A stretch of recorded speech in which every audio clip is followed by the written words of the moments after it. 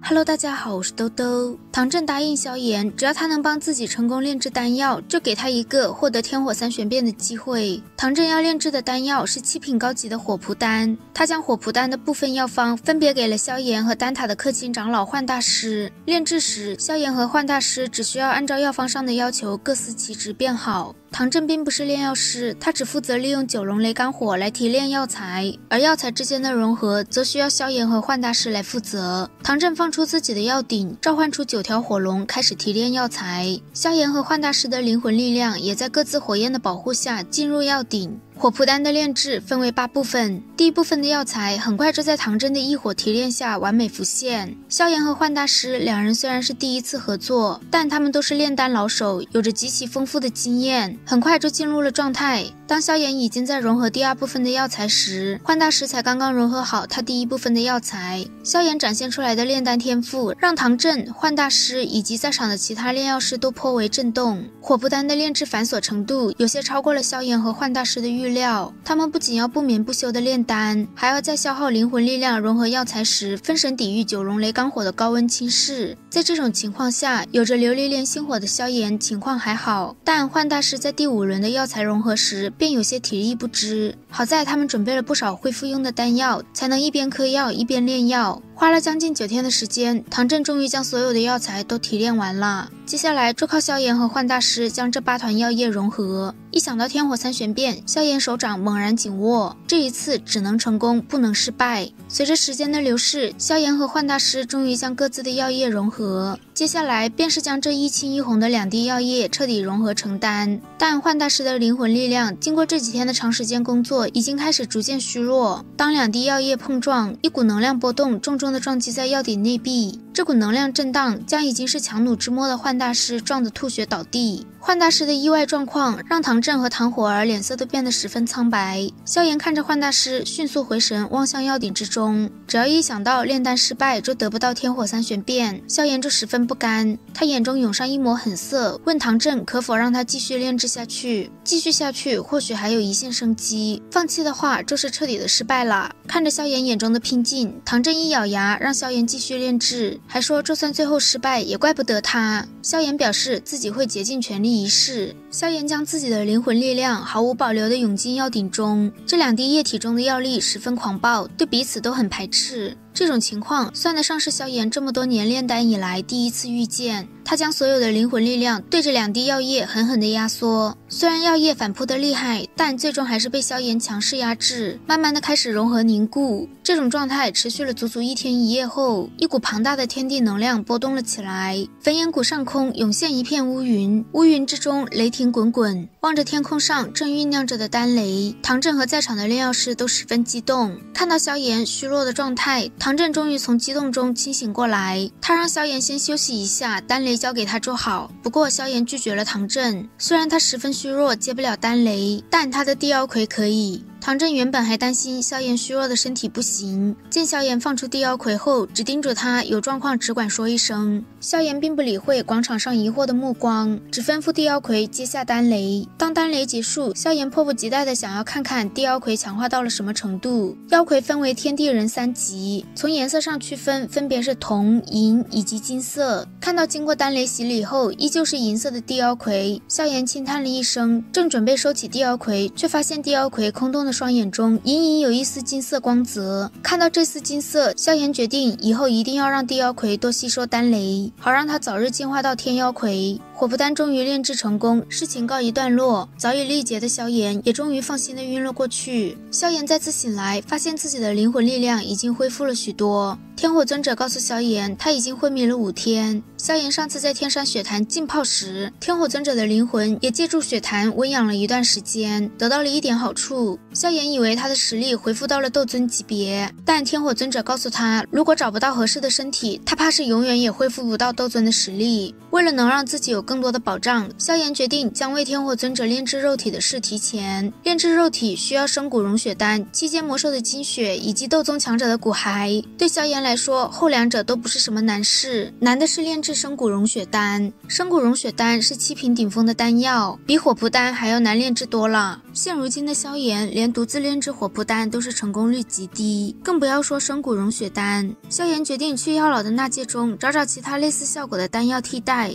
最终他找到了一个7品中级的阴阳命魂丹，这个级别的正好是现在的萧炎可以炼制的。天火尊者也不介意用差一点点的丹药，只要能拥有躯体脱离现在的状态，他怎样都好。萧炎与天火尊者交谈完后就离开了房间，火蒲丹已经成功炼制，他也该去拿属于自己的报酬了。萧炎一出房间就被在外院守着的唐火儿叫住了。唐火儿并没有半点焚炎谷大小姐的架子，他说萧炎是自己的救命恩人，不嫌弃的话叫他火儿就行了。唐火儿守在这里就是为了能在萧炎醒后带他去见唐振。去见唐振的路上，他提醒萧炎天火三玄变是焚炎谷的顶级秘法，想要获得天火三玄变，就算唐振给了他机会也不是什么容易的事。已经走到这一步了，就算有再大的困难，萧炎也不会放弃。在唐火儿的带领下，萧炎见到了唐振以及焚炎谷的一众长老们。焚炎谷的长老都十分迂腐，他们说天火三玄变是焚炎谷的不传之秘，让萧炎换一个条件。三长老的话一出，唐振就不高兴了，说自己已经答应了萧炎，难道要失信于人？更何况规矩是死的，人是活的，他身为谷主不至于连这点权利也没有。二长老连忙让唐振息怒，还说萧炎从始至终都没有露出真面目，难道要将天火三玄变交给一个来路不明的人？面对二长老的质疑，萧炎说行走在外自然要多加一层防护，既然二长老不喜欢，他摘了便是。二长老紧紧地盯着恢复本来面目的萧炎，半晌后说自己前段时间正好去过一趟中州北域，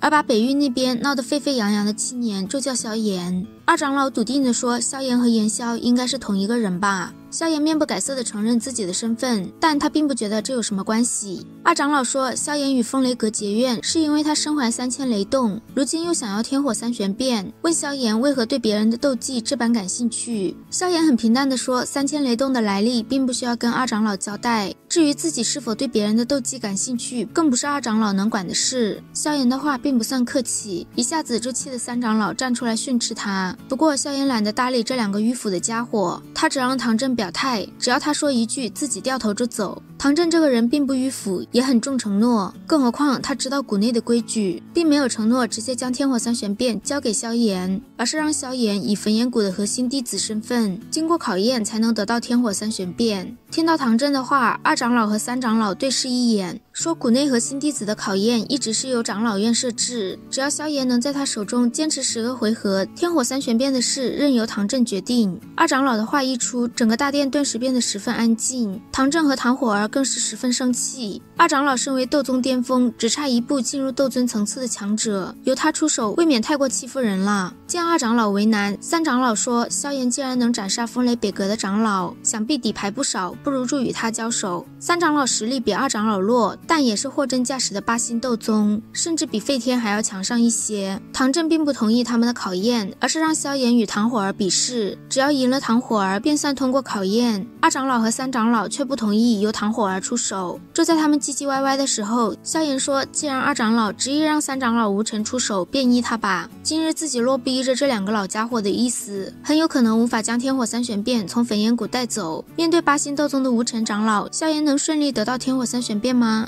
好啦，今天的视频豆豆就讲到这里啦。如果喜欢豆豆的视频，欢迎点击订阅关注，我们下期再见，拜拜。